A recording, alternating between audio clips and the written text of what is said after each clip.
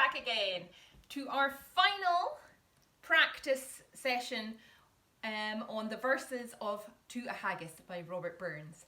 And today we are learning verses 7 and 8. Okay, verse 7 and 8. So, as I mentioned in the last one, we talked about, we were comparing the non-haggis eater with the haggis eater. So, verse 6 was actually just talking about the non-haggis eater, okay? This is the verse that talks about what the person who eats the haggis, the man who eats the haggis, looks like. Okay. So I will recite it and then we'll do a line at a time. Okay. So, but mark the rustic haggis fed. The trembling earth resounds his tread. Clapping his wheelie knife a blade, he'll mak it whistle. And legs and arms and hands will sned like traps a thistle. Okay, your turn. I'll hold the words up. There we go. Okay. But mark the rustic haggis fed. Your turn. But mark the rustic haggis fed. Good. The trembling earth resounds his tread. Your turn. The trembling earth resounds his tread. Good. Clap in his wally neve a blade. Your turn. Clap in his wally neve a blade. He'll mak it whistle. He'll mak it whistle. And legs and arms and hands will sned. Sorry, say that again. And legs and arms and hands will sned. Your turn. And legs and arms and hands will sned. Good. Like taps o' tristle. Your turn. Like taps o' tristle. Excellent. Right, just pause it there and you can come back to this screen with the words on it there. Okay, good. So that again was the verse about how strong and healthy and fit the person who eats haggis is. Whether that's true, if you eat haggis all the time, I don't know. But that's what Robert Burns wrote. And it's talking about how the person who eats the haggis, if he's got a knife in his hand, maybe if he's going into battle or whatever, he would be able to thrash it about in the air wildly and create some damage in battle. Bear in mind, Robert Burns was alive in the 1700s, so life was a lot different then. So, finally, our last verse of To a Haggis. Now, I mentioned throughout the last series of videos that we've done on this poem that perhaps it's a bit daunting to learn the whole thing in one go.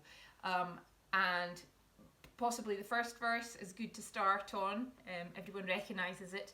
But I think almost more so the final verse, the one we're just about to do, because it is all about presenting the haggis to the people to eat. And in particular, maybe a man, given the haggis to as a meal, to if he's wanting to impress the ladies, perhaps. Okay, so I will just recite the final verse for you. Ye powers wha mak mankind your care, and dish 'em out the bill of fare. All Scotland wants nae stinking ware that jumps in luggies, but if you wish her grateful prayer, gie her a haggis.